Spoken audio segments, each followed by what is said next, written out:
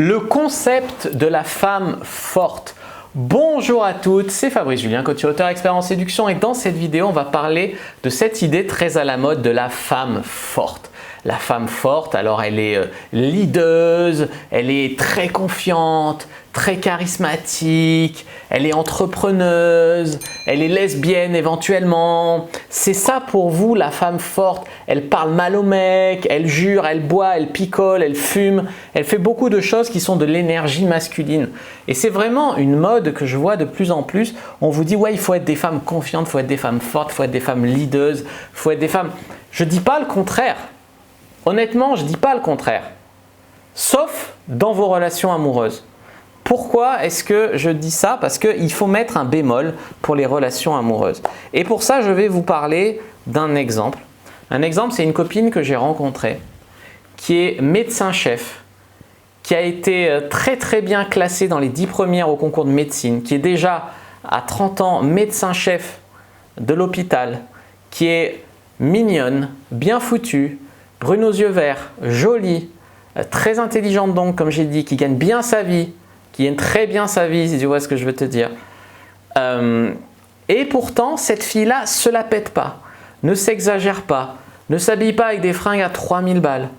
À côté de ça, je vois une meuf sur YouTube qui donne des conseils en séduction.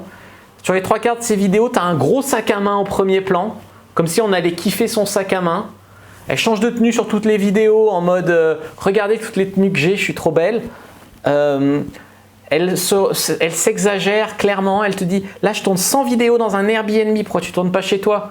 Tu as des choses à cacher, pourquoi tu loues un Airbnb? Pour avoir l'air d'eux, pour les apparences, pour ça. Et c'est cette même qui va vous dire soyez leader, soyez agressif avec les hommes, soyez ci, soyez ça. Non les amis.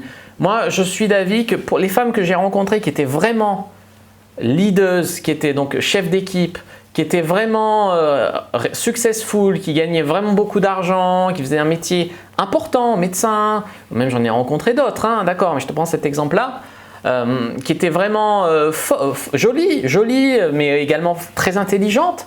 C'était pas des femmes qui étaient là en mode de la haine des hommes, en mode rapport de force tout le temps, en mode les apparences avant la vérité, ce mode-là. Et vraiment, tu vois, c'est vraiment ce que j'expliquais dans ma vidéo sur l'énergie masculine et l'énergie féminine. On vous pousse beaucoup, et ça il faut le combattre, à vous pousser vers l'énergie masculine. Les femmes qui jurent, qui crachent par terre, qui s'habillent comme des mecs, tu vois, et les hommes de plus en plus à être de plus en plus efféminés, beaucoup plus soignés, beaucoup plus nanana.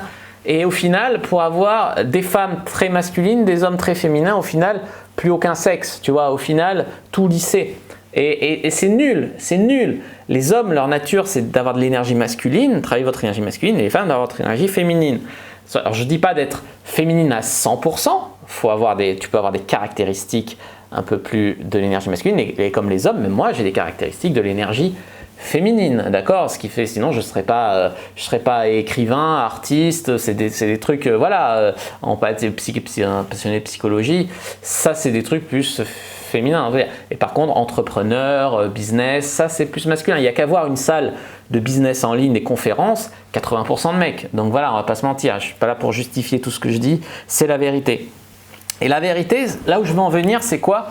C'est que ça ne sert à rien de vouloir prouver à tout prix que vous réussissez, que vous êtes une femme forte. Cette pression à la femme forte. J'ai une autre copine, je vais parler d'une autre, qui me dit ouais, elle essaie de lutter, tu vois, en mode ah ben si c'est comme ça, casse-toi, alors qu'elle voulait que je reste. Et puis alors après quand je pars, c'est ah non, reste s'il te plaît.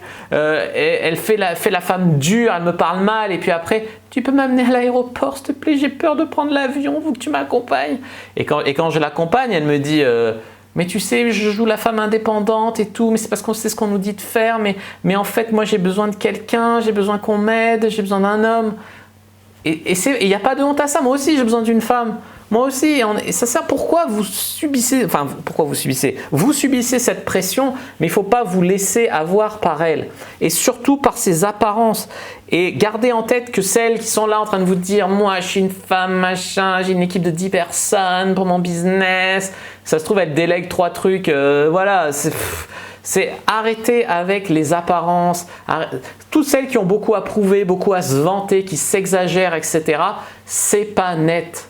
c'est clairement pas net et je ne vous conseille pas de faire ça. Franchement, voilà pour cette vidéo sur les femmes soi-disant fortes et les femmes qui sont vraiment fortes. Et les femmes qui sont vraiment fortes, les deux que je connais, c'est-à-dire une qui a vraiment un business à succès et une autre qui est vraiment médecin très connu, très bien hiérarchiquement, eh ben, c'est des femmes qui aiment la fessée en levrette, qui aiment sucer goulûment, qui font des trucs de femmes.